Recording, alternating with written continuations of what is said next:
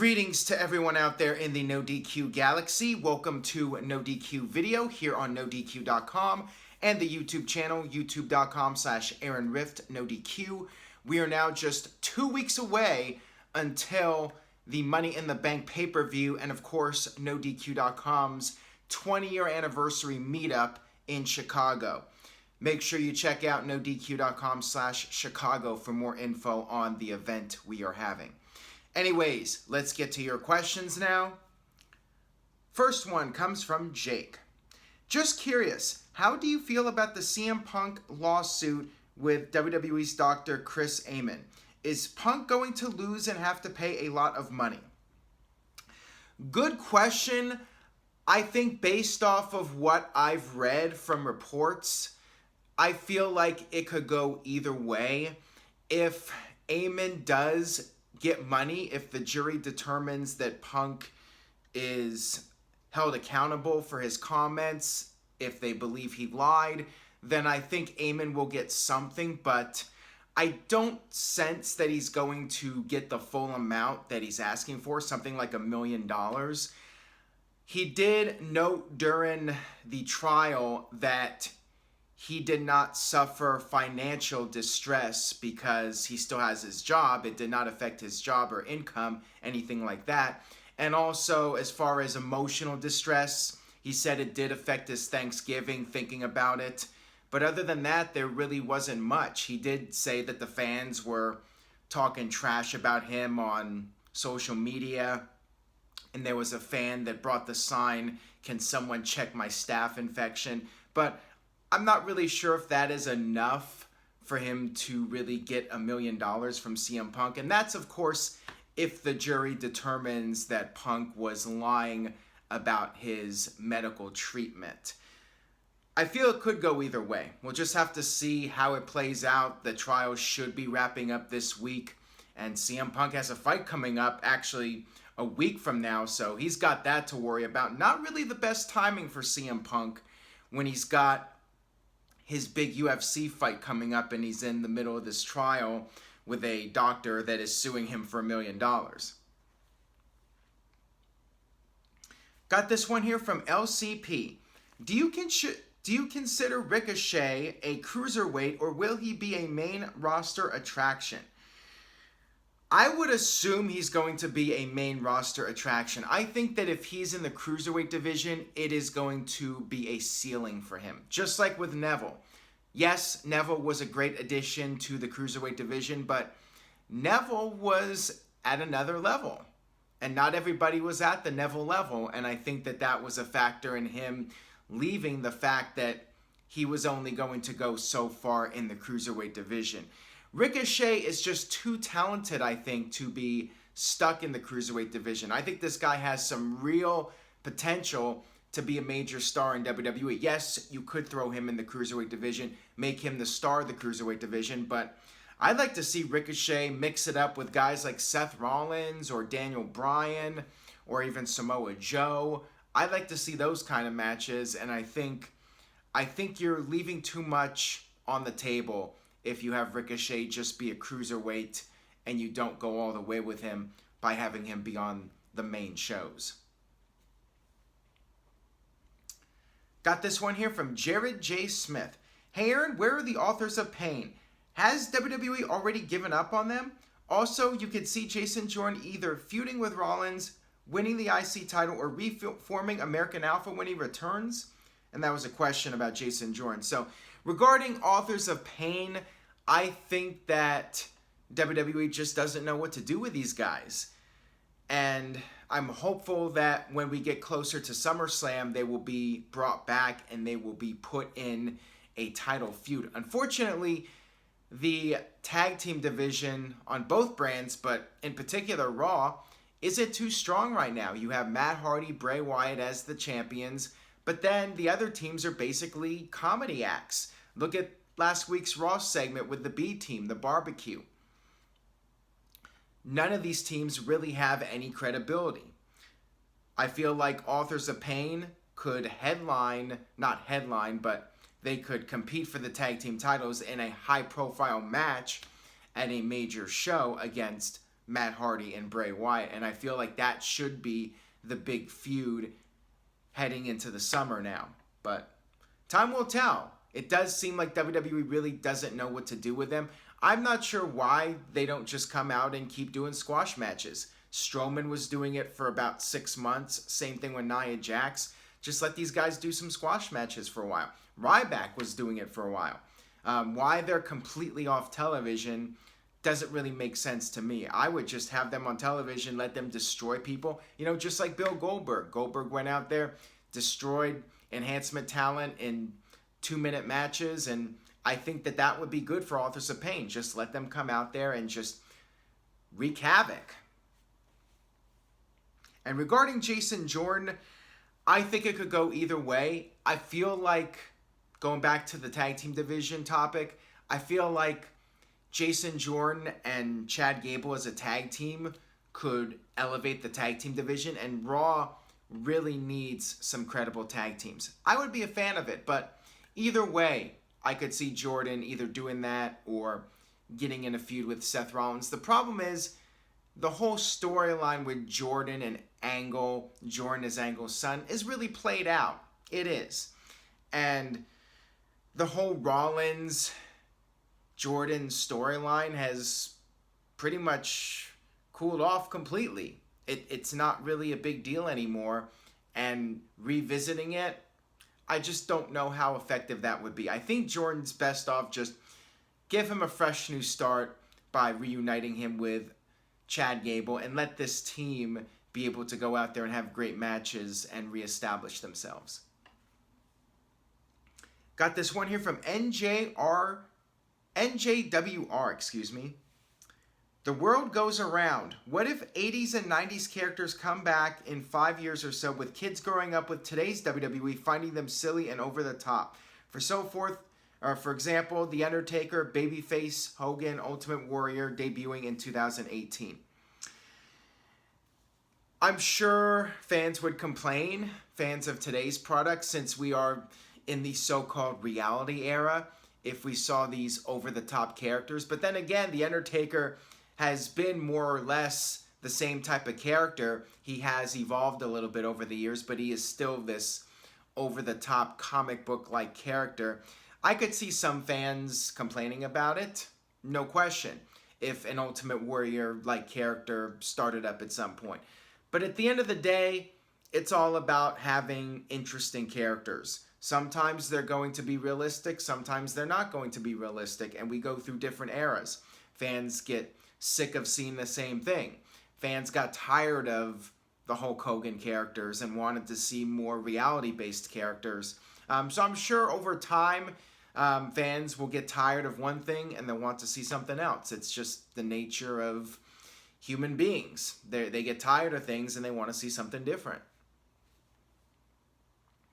Got this one here from They See Me Rollins. Am I the only one who's bored by Nia Jax? Ever since she won the title, all she does is go out there, give lame anti-bullying promos, and just smiles all the time. You are definitely not the only one. I think WWE has missed the boat on her big time. Going back to earlier, I brought up the squash matches. She should have been a monster heel from the get-go. And when she tapped out at Survivor Series 2016, that was the first misstep with her. And then she really never really recovered after that. She turned babyface in this feud with Alexa Bliss fairly randomly, and it felt like she had no real momentum going into the face turn. And now it appears that she's back to being a heel again in this feud with Ronda Rousey, because WWE apparently just threw this together. If this was a long-term plan, why did Nia tap out to Asuka right before WrestleMania? You would protect her, right? So, yeah, I'm not a fan with how WWE has booked Nia Jax. I think they really dropped the ball with her. And, yeah, the whole anti-bullying thing would have been nice, but I think the timing was off on this, and WWE just didn't really capitalize and play to her strengths, which I think is something that WWE should be doing. You go back to something that Paul Heyman said, how you hide the weaknesses and you showcase the strengths of the talents. And with Nia Jax, she's big, She's intimidating. Let her go out there and just destroy people and be a force to be reckoned with. It's really quite simple. Yet WWE somehow managed to screw it up with her. Got this one here from It's the Costanza. Speaking of 20 years of no DQ, what's your personal opinion and visual of what WWE will be like in the year 2020? Interesting question. I feel like it's most likely going to be the same. If I had to make a safe prediction, I would say we're still going to have contract signings. We're still going to have a 20-minute promo open the show. People come out, interrupt with their music. The GM makes a match right now, and then after the commercial break, there's the match. Somebody comes out, interferes. Another guy comes out for the save. Next segment during the commercial break, the GM makes a tag team match. And it's going to be that basic formula. I think the look of the show will mostly stay the same. WWE keeping their digital-based format with the set designs and just the big screens with all the different images on it. I don't think anything's really going to change in that regard. Maybe with Fox, we'll see a slight change cosmetically in WWE. Creatively, I'm not going to get my hopes up on that. I think creatively it's going to be the same for the foreseeable future. Got this one here from Mr. Yuck. With Money in the Bank being interpromotional, wouldn't the winner be able to cash in on either brand to make it more special? I like this idea. I'm a fan of it. I don't think WWE is going to do that. In the storyline, it makes sense, especially if a Raw superstar wins Money in the Bank because Brock Lesnar's never around. It basically limits the Raw winner to having to announce his cash-in because Lesnar almost never shows up. It's just unfair. So in the storyline, it does make sense, and I like it. It adds a little bit more unpredictability, and maybe you could have the Money in the Bank winner be able to appear on both shows, just to shake things up a little bit. I like the idea for that reason alone, but I don't think WWE is doing that. I don't believe they have said anything about that. I think if you're on SmackDown and you win, then you can only cash in on the SmackDown champion. Got this one here from Alex. Can someone please tell me why fans have started these chants like Fight Forever and This Is Awesome? They both piss me off and have no place in wrestling. Thanks, Aaron. It's just a trend. Just like in the late 90s, signs became a trend. People were bringing signs to all the events, and WWE started encouraging it. And I think that's what happened with the chants. Fans were doing chants in the indies and TNA, and eventually the casual fans picked up on it, and WWE started acknowledging it to the point where it's just completely over the top now. WWE using the "This is awesome" chant and that sort of thing in the commercials for WWEshop.com. It makes the chant so lame when WWE starts using it for their advertising. Waters down the chant. And yeah, part of the problem is that the fans chant it too much now. They chant "This is awesome" for a match that is just average. So the chant really doesn't mean anything anymore. It just became overdone. Eventually, I think it will die down and fans will move on to whatever the next trend is. Got this one here from Owen. Could Kofi Kingston and Xavier Woods get involved with the Money in the Bank match but accidentally cost Big E the match and then start a slow build-up towards the breakup of the New Day? I like the idea. If I was going to book a New Day breakup, I think that would work really nicely. Have them come out there. See, I have this feeling that WWE is going to have all three New Day members participate in the match, and they're going to come out as a group, which I think is going to be lame, but it would not shock me if that happens. If it doesn't happen, I could also see the other New Day members interfering, and yeah, there could be some sort of miscommunication, and that's a natural way to break up the team. And I think they should break up. I've been saying this for at least a year now, if not longer, and I'm not going to hold my breath on that, because as long as they're selling merchandise, as long as people are cheering for pancakes, or whatever breakfast food New Day is shilling, then I think they're going to stick around as a tag team. I'm so tired of it, but if WWE can squeeze one more penny out of those guys, I think they're going to keep them as a team, unfortunately. Got this one here from Boogeyman79. Do you think when Velveteen Dream gets to the main roster, he can partner with Goldust and Breezango? Your thoughts? And for some reason, he tweeted somebody else instead of me, but he did use the hashtag NoDQ turns 20, so I will answer the question. Do you want him to fail? That's what I ask you, because pairing him with Breezango is basically the kiss of death. That is going to put him in a comedy low-card act. That guy has a lot of potential. John Cena is praising Velveteen Dream, which goes to show you that this guy has something. If John Cena is putting his stamp of approval on you, then you have a real chance of success in WWE. I think it would be a huge mistake to pair him with a lower card act. He should go out there and maybe beat Breezango in a handicap match, beat Goldust in a 2-minute squash, but he certainly should not be teaming up with those guys. Got this one here from Finster. With WWE now getting a huge deal from Fox, could this be the end of the WWE Network? Keep up the great work. No, not at all. The WWE Network will be around for many years to come. What is changing is that WWE doesn't need the subscribers as much as they did before, because WWE is making a significant amount of money from the television deals with Fox and USA Network, NBC Universal.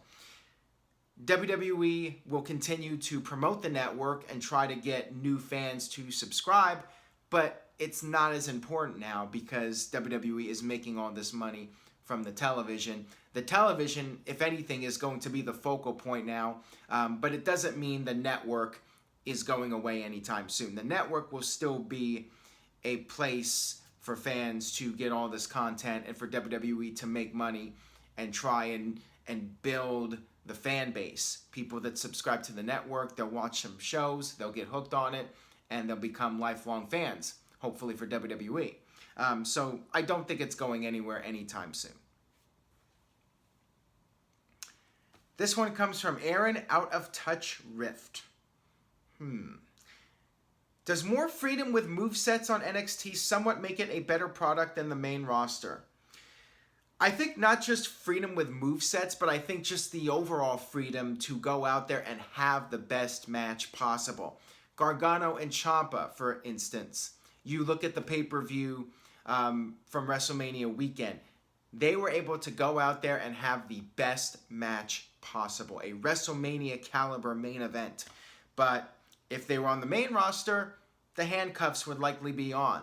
They would have to hold back and not outshine the guys in the main events. And if they were in the main event, even then, if they're not Roman Reigns, they might have to hold back. Look at AJ Styles and Nakamura. Was that match at WrestleMania really their best effort? I don't think so personally, and we'll find out at Money in the Bank. I think that match will be better than WrestleMania, and they've had pretty much all their rematches have been better than WrestleMania. So it's just a case of, on the main roster, some guys have to go out there, and depending on what role they're in on the show, they have to hold back. Gargano and Ciampa didn't have to hold back, and a lot of guys in NXT don't have to hold back. I mean, that ladder match was just unreal. It was a showcase. It was really a sight to see, and you wonder if they were on the main roster in the opening match, they would be allowed to do all those crazy things. Probably not. So yeah, I do think that that's the issue, the overall freedom of being able to go out there and have the best matches possible. Got this one here from Tupac's father. Who was your favorite mid-card superstar in the Attitude Era? There were a lot of good ones, but my favorite was Val Venis. I liked Val. He was a very entertaining act. Of course, The Godfather was another great one. I enjoyed D'Lo Brown. D'Lo Brown was always entertaining. Same thing with Sexual Chocolate, Mark Henry. I think that those were some of my favorites. And of course, the Dudley Boys, the Hardys, Edge and Christian. They later became upper mid-carders, but when they first came in, Bubba doing the stuttering and when they were a heel act early in their run, I enjoyed that. So those would be my favorite ones off the top of my head. That'll wrap it up for this edition of NoDQ Video. Thank you all for watching and supporting. Subscribe if you haven't already, and I will see you guys next time.